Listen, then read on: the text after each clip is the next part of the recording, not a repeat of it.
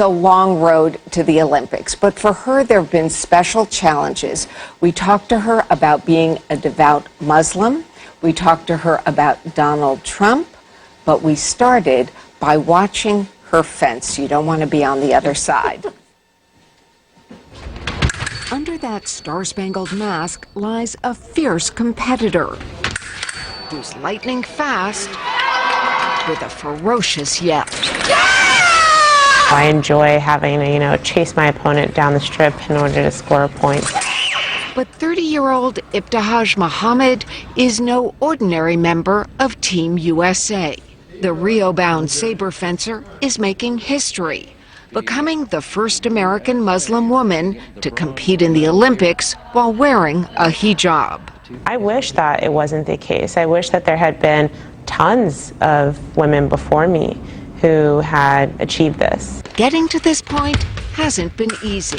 Muhammad grew up in a big family in Maplewood, New Jersey, and as a devout Muslim, only allows her face and hands to show. My mom was always, changing the uniform for me by adding long sleeves or adding long pants where my teammates would wear tank tops or shorts. In most sports, that made her look and feel different. Then one day while sitting at a stoplight with her mom, she saw something that would change her life forever. They had on long pants, they had on long jackets, and they had these masks on.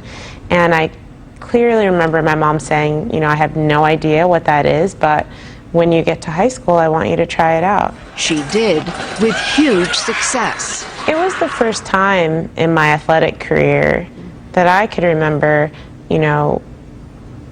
being seen solely for my skill set. Muhammad went on to compete at Duke, a three-time All-American, and win gold as part of Team USA in the 2014 World Fencing Championships.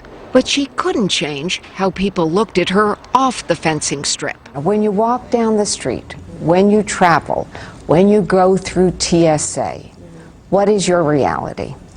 Nightmare.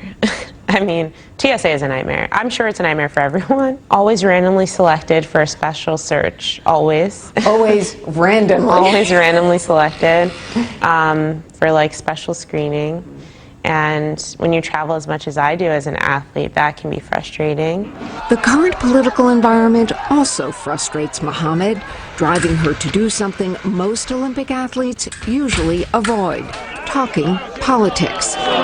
Specifically, she's taken on Republican presidential nominee Donald Trump. Donald J. Trump is calling for a total and complete shutdown of Muslims entering the United States. Starting with his call in December for a temporary ban on Muslims entering the U.S., tweeting, "Friends don't let friends like Trump." I say the words Donald Trump, and you say?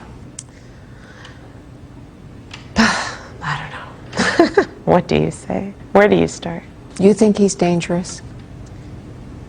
I think that his words are very dangerous. When these type of comments are made, no one thinks about how they really affect people. I'm African American. I don't have another home to go to. My family was born here. I was born here. I've grown up in Jersey. All my family's from Jersey. It's like, well, where do we go? I'm hopeful that in my efforts, to represent our country well as an athlete, that they change the rhetoric around, how people think and perceive the Muslim community. That's one of the reasons she was invited to the Islamic Center of Baltimore this year for President Obama's visit. I told her to bring home the gold. We don't have... And much to her surprise, being different has now made her one of the celebrities of the U.S. Olympic team, with a stream of profiles, photo shoots, and lucrative endorsements. I'm solely focusing on, just preparation. Train, yeah. And hopefully, gold. I always say that if, I'm blessed to win a medal this summer, that it will be icing on the cake.